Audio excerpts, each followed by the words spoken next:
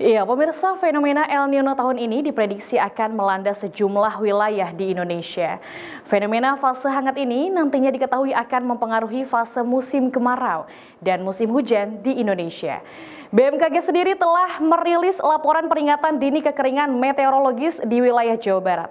Disebut-sebut El Nino ini berpotensi menjadi tantangan besar karena dapat mengganggu pola cuaca dan tentu akan berimplikasi di banyak sektor terutama pertanian. Untuk mengulas itu lebih jauh, kita sudah terhubung dengan Bapak Rahmat Prasetya selaku Kepala Stasiun Klimatologis Jawa Barat. Assalamualaikum Pak Rahmat, selamat malam. Waalaikumsalam, selamat malam Mbak. Baik, Pak Rahmat, menanggapi fenomena El Nino yang diprediksi akan melanda ini, kalau untuk wilayah Jawa Barat sendiri bagaimana Pak? Apakah besar kemungkinannya terjadi? Dan kalau memang iya, wilayah-wilayah mana saja yang terkena dampak gelombang El Nino? Iya, terima kasih. Baik Pak, antara pemirsa sebelum kita bicara dampak El Nino, alangkah baiknya kita selalu mengupdate informasi BMKG utamanya bagaimana perkembangan El Nino saat ini. Kalau kami bisa sampaikan berdasarkan data awal Juni yang data dari BMKG ini secara rutin kita update, menunjukkan bahwa kondisi dinamis yang dikasih El Nino sampai dengan awal Juni rupanya El Nino ini masih di netral sampai dengan lemah. Nah, El Nino nanti akan berdampak jikalau kekuatannya sampai dengan sedang sampai dengan kuat, sehingga oleh karenanya potensi prediksi kami El Nino nanti di lemah dan sedang itu nanti ada di pertengahan tahun sekitar bulan Juli dan Agustus. Sehingga jikalau memang benar ini adanya El Nino hadir di tengah-tengah wilayah Jawa Barat, maka potensi kemarau yang sekarang sudah sebagian besar wilayah Jawa Barat masuk musim kemarau bisa mengurangi jumlah curah hujan yang sejatinya di kemarau pun masih ada hujan. Oleh karenanya yang terpenting kita update selalu apakah El Nino sudah hadir benar di wilayah Jawa Barat.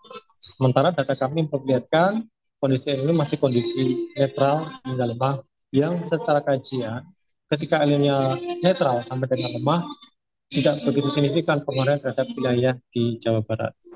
Demikian sebagai pengawalnya. Berarti untuk di wilayah Jawa Barat sendiri belum ada wilayah-wilayah khusus untuk yang terdampak ya Pak ya? Iya, karena apa? Memang El Nino sampai dengan data Juni ini belum hadir secara sedang maupun kuat. Nah, sementara kondisi di Jawa Barat sebagian besar ini sudah memasuki musim kemarau, yang artinya jumlah curah hujannya sudah mulai berkurang dibandingkan bulan-bulan sebelumnya. Jadi bisa kami pastikan hampir sebagian besar dari Jawa Barat, baik di pesisir utara, di tengah, dan sebagian di selatan sudah masuk musim kemarau. Ada beberapa wilayah yang sampai dengan hari ini masih ada hujan. Oleh karenanya titik-titik kekhawatiran terkait dengan kemarau itu nanti akan bisa kita lihat di bulan Juli dan Agustus. Oke, baik. Pak, tadi di awal saya sempat singgung bahwa El Nino ini dirasakan jadi tantangan besar karena akan berdampak pada pola cuaca. Nah, Pak Rahmat, untuk resiko buruk dari El Nino ini sendiri apa, Pak? Sektor mana saja yang rentan terdampak El Nino, khususnya di Jawa Barat? Baik, kami BMKG, sekali lagi tugas kami memantau kondisi curah hujan di seluruh wilayah Jawa Barat. Nah, pantauan kami, jika nanti kemarau sudah benar hadir dan kuat, dan ditambah dengan hadirnya El Nino, maka kekurangan air dan dari kami mengatakan kekeringan meteorologis itu hadir, maka dampak yang terkait nanti ada di sektor pertanian dan sektor air, ketersediaan air. Nah, karenanya dua hal ini yang paling mungkin nanti signifikan dampaknya jika memang benar El Nino hadir di tengah-tengah kemarau. Nah, kalau kita lihat seperti gambar yang di kita lihat ini, memang kondisi El Nino saat ini masih kondisi netral, bahkan menuju ke lemah. Artinya peluang El Nino nanti akan tampak di JJA, yaitu bulan Juni, Juli, dan Agustus, utamanya di bulan Juli dan Agustus. Demikian sementara. Berarti sejauh ini masih memantau ya sampai bulan yang akan diprediksi oleh BMKG itu sendiri. Betul. Ya, oleh karenanya wajib kita terus update informasi dari BMKG, kemaraunya di mana saja, lalu kondisi El Nino-nya apakah sudah benar hadir di wilayah kita.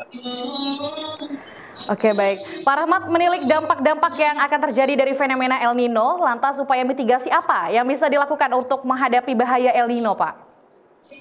Nah, jadi sebagai di awal, El Nino adalah kondisi dinamis yang sebenarnya bukan terjadi di Indonesia.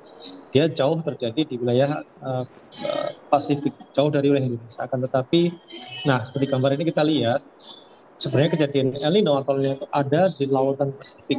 Sehingga jika memang terjadi dengan intensitas sedang dan kuat, maka El Nino bisa mengurangi jumlah penguapan bahkan peluang hujan di wilayah Indonesia. Ini secara umum seperti itu gambaran kondisi. Jadi jangan kita berpikir El Nino itu benar-benar ada di atas wilayah Indonesia. Itu tidak. Namun dampaknya seperti El Nino maka bisa mengurangi jumlah curah hujan di wilayah kita. Maka langkah-langkah yang kita perlu waspadai adalah kalau memang hadirnya di tengah kemarau, maka dampak terhadap kondisi pertanian dan ketersediaan air yang terbatas, maka langkah adaptasi pada masyarakat tentunya dengan stakeholder terkait bagaimana kita siap siaga terhadap mengantisipasi jika memang keringan terjadi di wilayah pertanian dan sisi hidrologisnya. Itu mungkin yang bisa kami sampaikan. Oke, baik. Semoga melalui laporan-laporan peringatan yang telah dirilis oleh BMKG ini jadi warning untuk semua masyarakat agar melakukan upaya-upaya mitigasi yang tadi sudah dijelaskan oleh Pak Rahmat dalam menghadapi fenomena El Nino, terutama pemerintah yang punya kendali untuk menentukan langkah strategis untuk menghadapi kemungkinan-kemungkinan buruk yang akan terjadi. Baik Pak Rahmat, terima kasih banyak sudah meluangkan waktunya untuk berbincang bersama kami malam ini Pak. Selamat melanjutkan aktivitasnya kembali, sehat selalu dan selamat malam Pak.